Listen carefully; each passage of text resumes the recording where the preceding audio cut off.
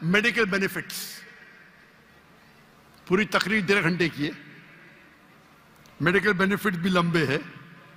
आज की साइंस कहती है कि आज की साइंस कहती है कि हमारे जो पोजीशन है, सलाम में हमें खड़े रहना पड़ता है, रुकू करना पड़ता है, सिजदा करना पड़ता है। आपने देखा होगा मुसलमानों को नमाज पढ़ते हुए। तो ये पोजीशन की वजह से कई आपकी हड्डियों की ऑर्थोपेडिक बीमारियां दूर होती है। और सुजूद जो है सलाह का सबसे बेहतरीन पोजीशन है।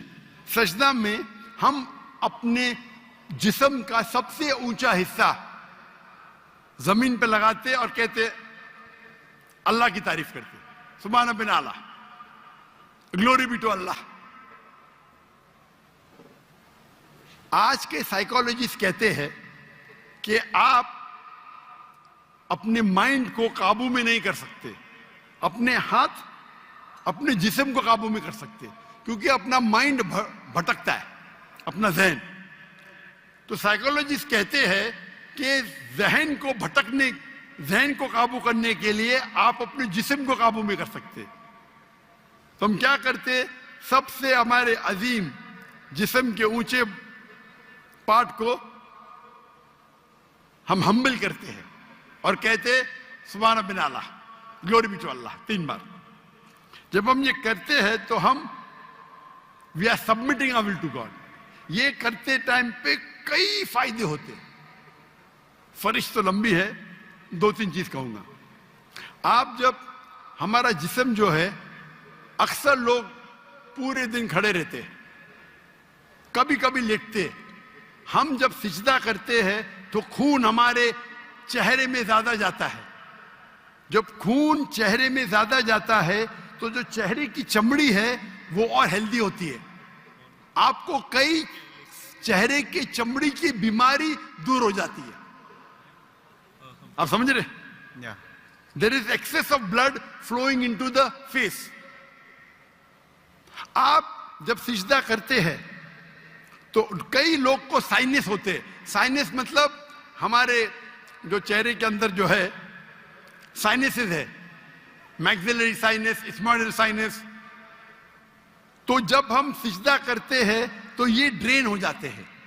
तो ये ड्रेन हो जाते मतलब इसका जो फ्लूइड है वो निकल जाता है, आपको साइनस होने के चांसेस कम है।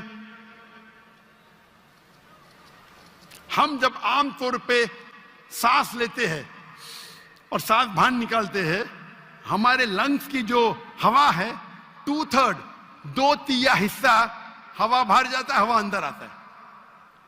पूरी हवा बाहर नहीं जाती, अनलेस आप जानबूझ के करेंगे, जो हम करते हैं आमतौर पे।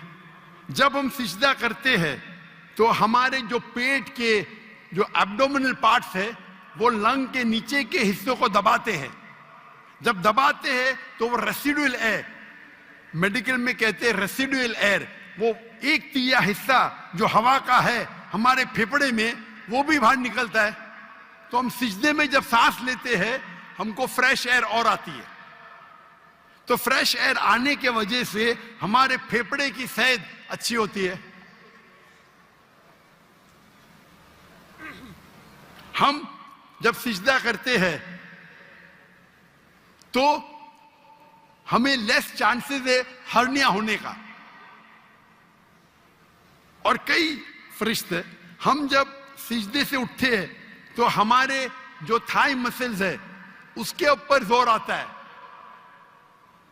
हमारे thigh muscles of calf muscles को कहते हैं एक दूसरा दिल। हमारा दिल जो है हार्ट पंप करता है ब्लड को। हम जब नीचे उठते हैं सिजदे से क़याम पे और क़याम से रुकू पे, रुके से वापस जाते सिजदे में, तो आप देखेंगे प्रेशर आता है काफ मसल पे। काफ मसल को कहा जाता है पेरिफेरल हार्ट। ये हार्ट मतलब ये ब्लड को पंप करता है बाकी हिस्सों की तरफ, हेल्दी रहता है। आप योगा की बात करते, बहुत से मेडिकल बेनिफिट्स है, लेकिन हम मुसलमान ये मेडिकल बेनिफिट्स के लिए नमाज नहीं पढ़ते। हम नमाज पढ़ते अल्लाह के लिए। अल्लाह की इबादत करने के लिए।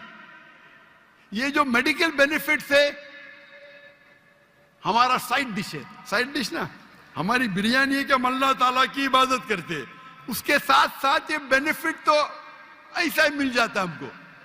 कोई भी मुसलमान वर्जिश करने के लिए सलाह नहीं करता, सलाह करता है क्योंकि अल्लाह की इबादत करने के लिए। लेकिन साथ साथ वर्जिश भी हो रही है, सेहत भी हो रहा है। मैं कभी जिम में जाता ही नहीं हूं। मुझे लोग पूछते जिम में कितने बार जाते हैं? मैं नमाज पढ़ता हूं 5 टाइम, मैं पढ़ता हूं 7 टाइम। ताजुद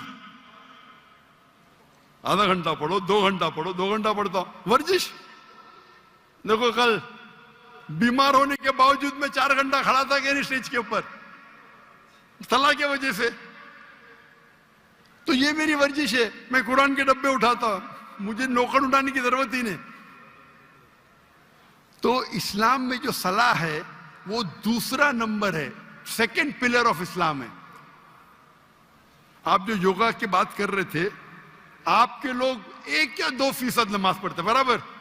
मुसलमान 5 टाइम भले ने, जुम्मा तो पढ़ते, नमाज पढ़ते क्या नहीं? 5 टाइम कोई बोलेगा 10%, 20%, लेकिन जुम्मा तो पढ़ते।